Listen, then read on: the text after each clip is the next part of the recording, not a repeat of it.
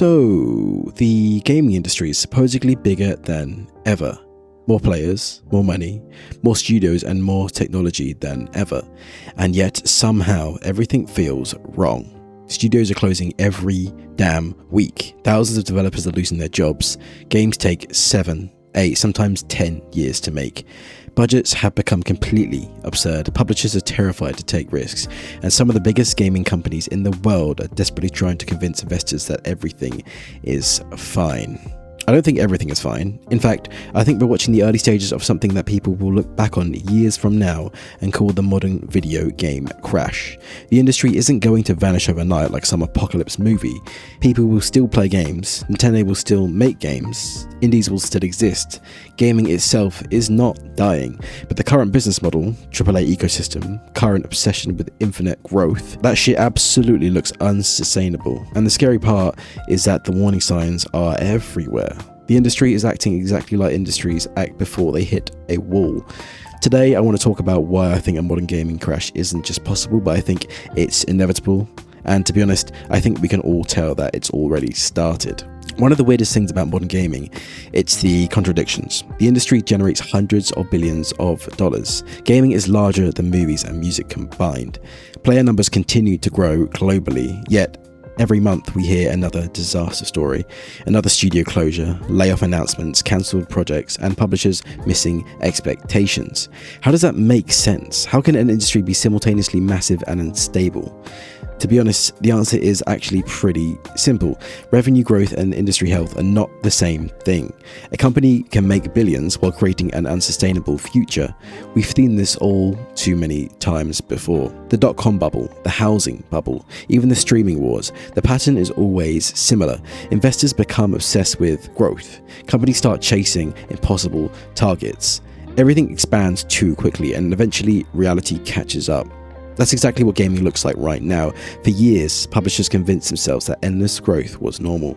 Every year needs bigger profits, audiences, engagement. Every year needed bigger spending per player. But eventually you run into the same problem. Humans only have so much time. People can't play 20 live service games at once, buy every £70 release, or spend infinite money on microtransactions. There is a ceiling, and I think we're finally hitting it. Now, game budgets. This is where the thing starts getting disgustingly out of hand. There was a time when a AAA game costing 20 million felt enormous.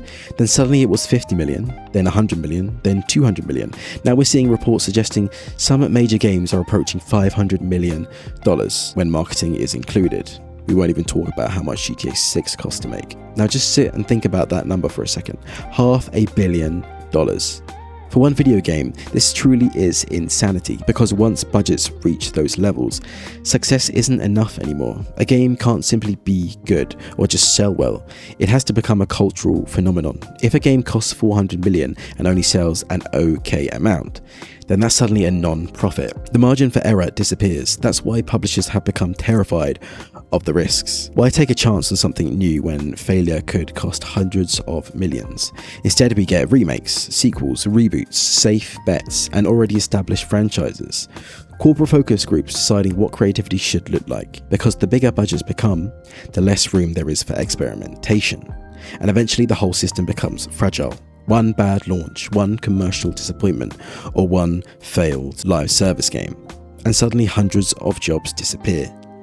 Do you remember when every publisher wanted their own Fortnite, Destiny, GTA Online, or Roblox? It felt like every major company became convinced that the future of gaming was live service. I think that was because on paper it sounds amazing. You create one game, you keep players engaged forever. You sell cosmetics indefinitely, generate recurring revenue. Investors love it, executives love it, but the problem is that players don't have infinite attention. If you're playing Fortnite, you're probably not spending the same amount of time in 10 other live service games. The market naturally concentrates around a few winners. And that's exactly what happened. A handful of games absorbed most of the audience, whilst everyone else fought over the scraps. That's why we've seen so many live service failures. Games launching and dying within months. Projects that were cancelled after years of development. Entire strategies are collapsing in on themselves. The dream was that every game could become a Fortnite. Reality showed that only a few games can be Fortnite. Everyone else loses, and now publishers are paying the price for chasing trends instead of creating experiences people actually want. Modern games take forever to make.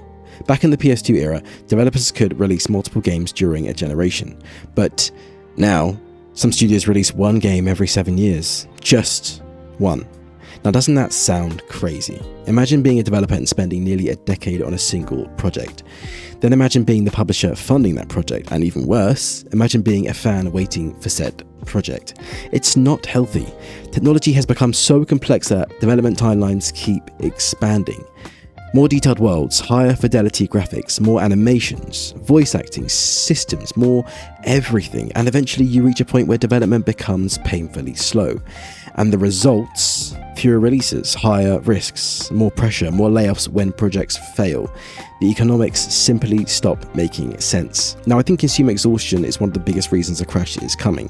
Players are tired, not of gaming itself, but of the modern gaming ecosystem. Battle passes, microtransactions, premium editions, ultimate editions, early access upgrades, season passes, subscription stacking, cosmetic stores. These are all FOMO mechanics, always online requirements, corporate engagement systems. For years, publishers pushed harder and harder, and players tolerated it because the games were still fun. But eventually, consumers push back. Just look at the Stop Killing Games movement. People are becoming more and more selective. They wait for sales, ignore hype, they stop pre-ordering, and ultimately spend less money. Trust has been severely damaged, and once trust disappears, rebuilding it becomes incredibly difficult. If you really want proof that something is extremely wrong, then just look at the layoffs. Not one company, not two. The entire industry, thousands upon thousands of talented developers are losing their jobs. And what makes it worse is that many of these layoffs happened after profitable years. Think about how absurd that really is, especially to the employees thinking they might be getting a bonus any day now. But instead, a company can report huge revenue numbers and still cut staff. Why? Because investors expected even more. Growth became the goal, not sustainability, stability, or long-term health, but growth at all costs. And when growth slows down, people get sacrificed. That's not a healthy industry. That's an industry under pressure and self-sabotage. Which makes someone like Nintendo look really interesting, because while the rest of the industry chases photorealism and billion-dollar ambitions, Nintendo often does the complete opposite. They focus on gameplay, fun, and creativity first. Their games don't always require the biggest budgets or compete with Hollywood visuals, and because of that, they are often way more resilient. For example, look at games like Mario, Zelda, Animal Crossing, Splatoon, and DK. Nintendo understands something many publishers have forgotten. Players buy games because they are fun. Simple. Not because every pore on a character's face has ray tracing. That mindset could become incredibly important during the next decade, because companies that control costs survive downturns, but companies that don't usually do not. When people hear video game crash, they imagine shelves full of unsold games like it's 1983. I don't think that's what happens in 2026. A modern crash looks very different. It looks like more studio closures, layoffs, cancelled projects, fewer AAA releases, longer development cycles. Publishers become increasingly cautious. Consolidation across the industry, rising prices, growing dominance from a smaller number of mega franchises. In other words, exactly what we're already seeing happen today. That is the uncomfortable truth. The crash doesn't necessarily arrive as one giant event. Sometimes it arrives slowly, one headline at a time. The good news: crashes can create opportunities. They force industries to rethink bad habits. They expose unsustainable business models, and they encourage innovation, which gaming most definitely needs right now, because somewhere along the way, parts of the industry became obsessed with scale. Bigger budgets, worlds, profits, expectations. Maybe what gaming actually needs is the opposite. Smarter budgets, shorter development cycles, more creativity, more experimentation, more focus on making genuinely great games. Because at the end of the day, players don't care how much a game costs, they care whether it's fun. And if the modern gaming industry doesn't remember that soon enough, then the reset that's coming won't be a surprise. It'll be the inevitable consequence of years of chasing growth over sustainability. The warning signs are already there: layoffs, cancellations, ballooning budgets, failed live service projects, and exhausted consumers. The question isn't whether the industry needs to change, the question is whether it's changing willingly, or whether the crash forces it to. And judging by the direction things are heading right now, I think you and I both know the answer.